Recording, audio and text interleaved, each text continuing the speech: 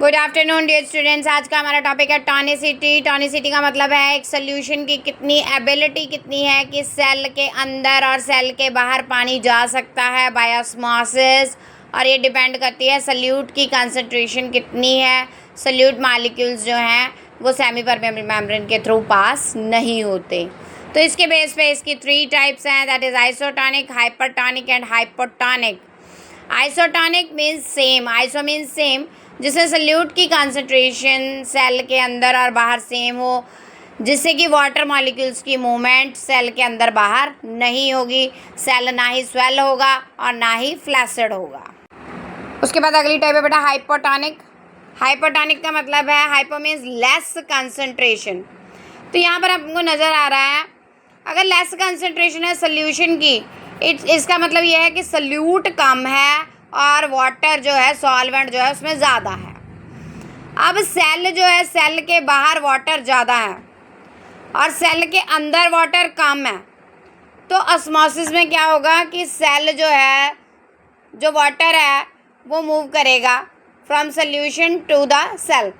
जहाँ पर पानी की कंसंट्रेशन ज़्यादा है उससे मूव करेगा toward less concentration by the osmosis process.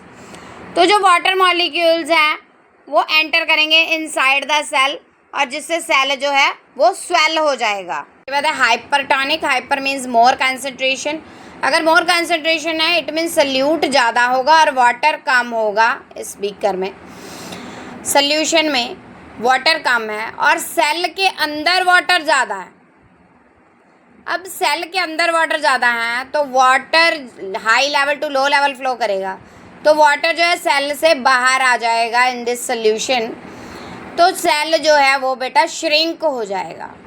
तो हाइपरटॉनिक में सेल श्रिंक हो जाता है और हाइपोटॉनिक में जो वाटर है वो सेल के अंदर जाता है, तो सेल जो है स्वेल हो जाता है। लेकिन बेटा जो आइसोटॉनिक सोल्यूशन है उसमें सेल ना स्वेल होता है ना ही फ्लैसिड होता है।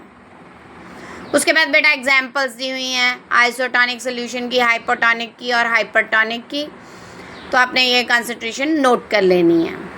उसके बाद बेटा है रिवर्स ऑस्मोसिस। ऑस्मोसिस क्या थी? Movement of water molecules from pure solvent to the solution side through a semi permeable membrane, है ना।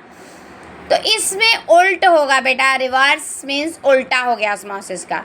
तो यहाँ पर सॉल्वेंट जो है लो टू हाई कंसंट्रेशन फ्लो करेगा through a semi permeable membrane, लेकिन ऑस्मोसिस में हाई टू लो फ्लो करता था।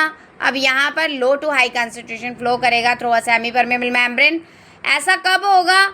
जब ऑस्मोटिक प्रेशर से ज़्यादा प्रेशर लगाया जाएगा। ऑस्मोटिक प्रेशर ऑस्मोसिस को स्टॉप करता है, लेकिन अगर ऑस्मोटिक प्रेशर से ग्रेटर प्रेशर लगाया जाए तो वो रिवर्स ऑस्मोसिस को फॉलो करता है।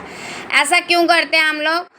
डीसैलिनेशन ऑफ वाटर के लिए, मतलब वाटर जो है उसमें सॉल्ट की कंसंट्रेशन को कम करने के लिए, जैसे हमारे घरों में आरओ लगाए गए हैं। तो बेटा बहुत ही ईजी वर्डिंग में ये नोट्स मैंने तैयार किए हैं। जिसने मेरा चैनल नहीं सब्सक्राइब किया वो सब्सक्राइब ज़रूर करें। Thank you so much.